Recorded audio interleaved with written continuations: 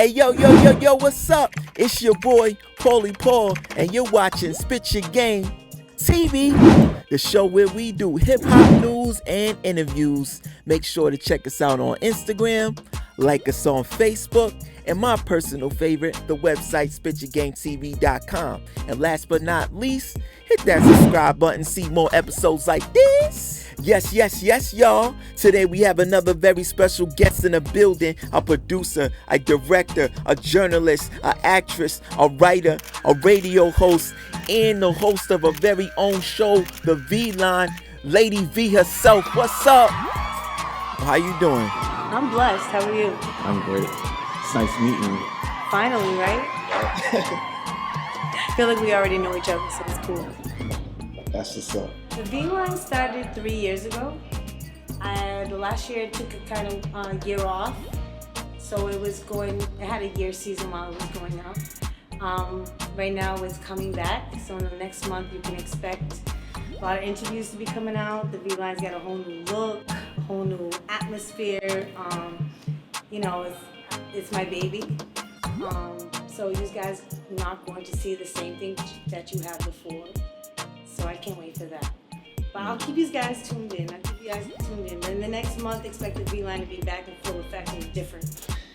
Completely different. Okay. So what's some of the new changes you got going on? First new change is where we're located, where we're filming. All Rhymes is the new videographer of the V-Line. Shout out to All Rhymes. Also, the set is different. The format is different. It used to be an hour-long show because it was dedicated for a television show block of time. We shortened it and just more intimate. I don't want to give away all the secrets. In the next month, I'll be letting out a little bit more at a time. But yeah, everything different except for me, my journalism. Well, even that got better. So. Okay, that's what's up. You're getting better and better over time. You're supposed to. If you're still in the same spot that you were in yesterday, then you're messing up. Okay, so what inspired you to start the V-Line? Actually, what inspired me was the people around me.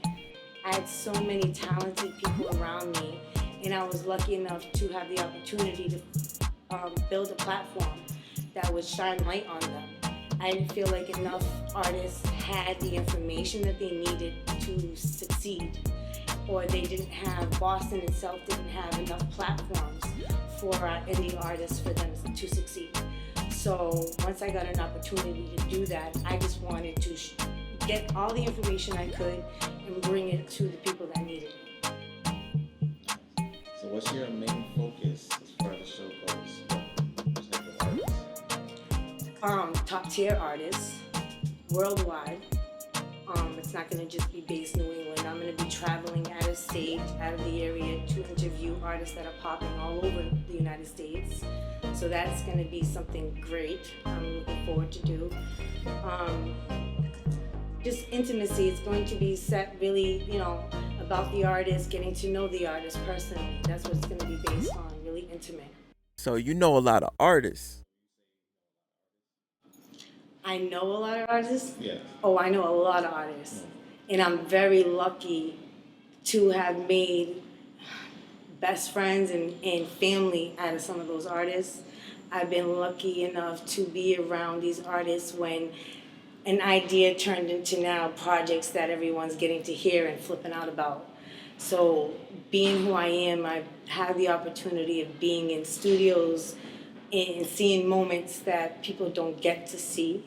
So, yeah, that's amazing. Being me is amazing on that aspect. I get to see greats, do great things behind the scenes that people don't get to see. Y'all see the project, y'all hear the project come out, but I get those moments that are priceless behind the scenes.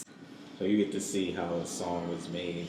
Like just an idea. Like I've seen us just chilling, vibing, and then all of a sudden somebody have an idea and seeing that idea turn into a whole album, and then the album be great, and watching it be received is with such greatness. You know what I mean? So knowing that I was there at points in their lives, that actually were milestones. Now we didn't know there were milestones at the time, but now years later. It's in the last 3 years, whatever I saw 3 years ago has blossomed, into great things. I'm glad to be a part of it. It's kind of nice to interview you because we kind of do similar things. Yes. And to see how other people feel about it. Yes. Yeah. And I commend you on that. That's Thank why I you. rock with you, because anybody that's trying to use their platform to help the community is great in my eyes. Like, you're a light worker to me. Thank you. You're welcome. Feel the same way. Thank you. You have the Fab Five. Yes. How do you choose your videos that go on there? The V line originally had the Fab Five videos, which were originated with 5 local indie artists that had poppin' videos. So I would pick 5 for every episode. It started off just in Boston, and then it just like kind of expanded. So if you watch the episodes as they progress, you see that it goes on to Atlanta artists being on the show, and then New York, you know. So that was my picking, was whoever was hot and, you know, I thought people should hear. I like to find artists that nobody's like heard of yet. That's my thing. Like, I'll literally go through social media, YouTube, you know, and when I hear something and it grabs me, that's what I'm known for, like putting people on to people that you haven't heard of yet. To put on there. I take pride in that one. So, do you remember the first 5 that you had on the Fab Five? K Watts. And she know I carry haters all around town. I can never draw but could paint with my words. I'm a hustler, always out, probably get on her nerves. Huey got clout. Love in vain, yeah. I see my fault. Do you see yours? Oh shit. Jasmine Red. Please, pardon my skin. How do I begin and where do I start? Feel like I'm ripped apart.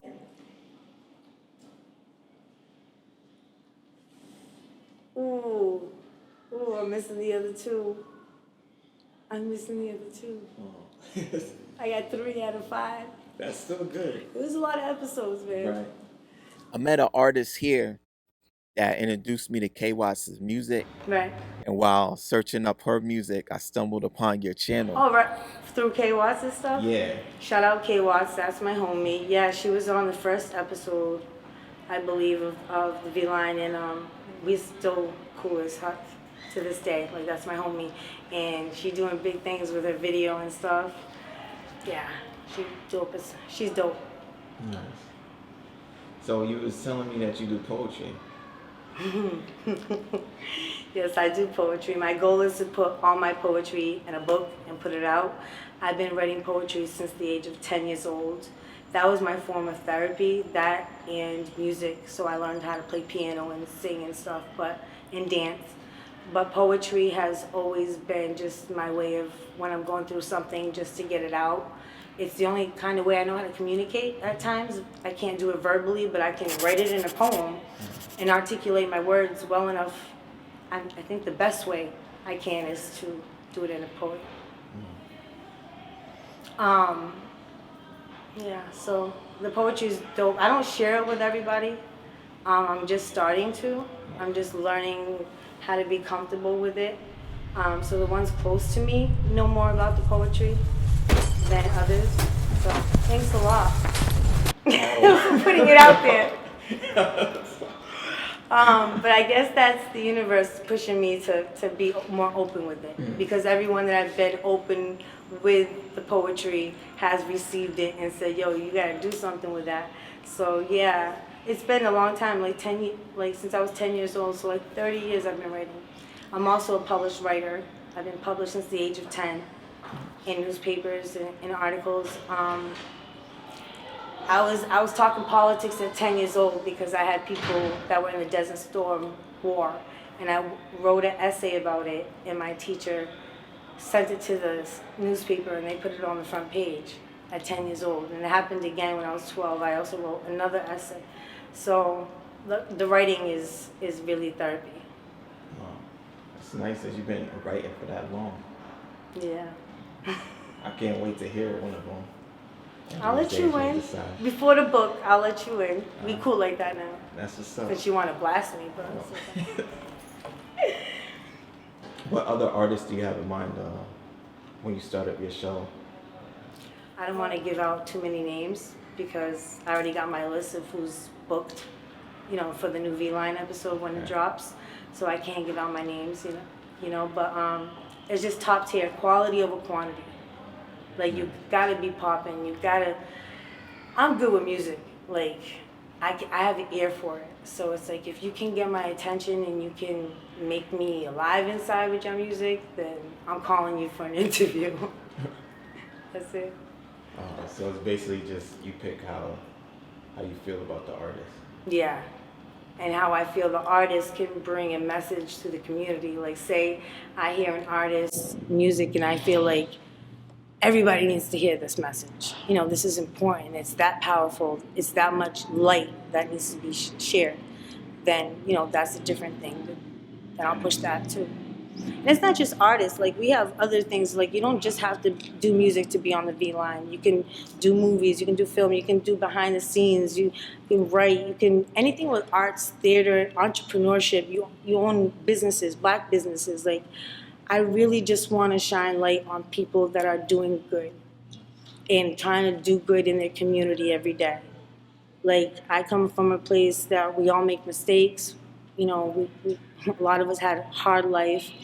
And if you had a hard life and you wake up every day still trying to make it better and still trying to be your best self and spread positivity, then I rock with you. So you don't have to just be an artist to be interviewed by Ladyvlit.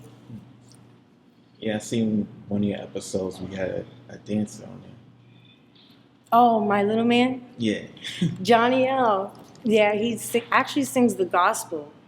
And he has a gospel album, actually. And he wanted to dance. I said, what do you want to do? You can sing, you can dance, you can do whatever you want. Because he does third eye dancing. It's third eye dancing. Third eye dancing is based on break dancing.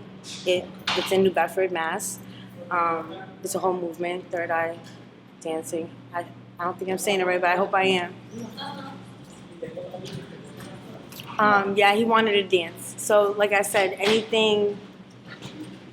anybody that's trying to really spread light in this world and just use what they got from the inside, not materialistic, not with money, just do it with really what was given to them as a gift and use that to help somebody else, I'm going to try to spread that love. Okay. So if you never started the V-Line, what other ways will you try to spread that love around? Well, I was actually working with the housing department and housing the homeless. So that was very fulfilling for me, that job. That was my 9 to 5. I would manage properties that was housing the homeless, kind of like shelters. So I would always, that and sharing your life lessons with your children. That's what I'd be doing. Just inspiring my children to be better through my mistakes, through my life lessons, and then trying to make a dent in the world with something good. Do you feel it's hard with children being in the entertainment field? It is. At times it is. And it differs with every child that you have because, you can't treat every child the same. Not every child is mature in the same manner. They're all different ages, different maturities. It is different because you want to keep your morale. You want to set a standard. You want to be a role model. You don't want to show any bad habits or anything like that to your children and spread that. So if anything, it's a good thing, though, because it keeps you in line. My kids always kept me in line. I could have went left, but because of my kids, I went right. So I keep that same mindset. Yeah, kind of both keep each other in check. So. Right. So do you try to steer your children away from certain types of music? Oh, no. My children are grown. They're all in their 20s. I can't tell them nothing. They all have their own. The funny thing is that they all have their own genre of music. But if you blend them all together, they're all like me. Is like what they listen to. Because I listen to a lot of different genres. Like, good music to me is good music. It don't have to be hip-hop, R&B. It can be rock. It can be, alternative. It can be folk. It can be all kinds of stuff, you know what I'm saying? Kizomba, as long as it's good music, it's good music. So it's funny because my oldest daughter, Marissa, we were together the other day, and she's singing Jay-Z's Reasonable Doubt album, and she's only 22. So the fact that she thanked me in the car, she was like, I want to thank you for teaching me about good music. So, you know, it's those little things, you know what I'm saying? And then my other kid will play some crazy stuff that will, like, giving me a headache. You know, it differs between children. I don't tell them what to listen to at all. They're grown. At the end of the day, as long as they're not, as long as they got a good head on their shoulders, and I feel like my kids do, they're not followers, they're leaders. So they're not going to follow, and, you know what I mean? They got a good head on their shoulders, they're good. I didn't expect you to have that answer because I'm thinking you got little kids. You didn't expect me to say I had 20-year-olds, right? Yes. Yeah, they're all in their 20s. I get that a lot. I still get carded for liquor, so it's okay. So you're a Scorpio. Yes, sir. That's the reason for the tattoo. Yes, sir. That's what's up.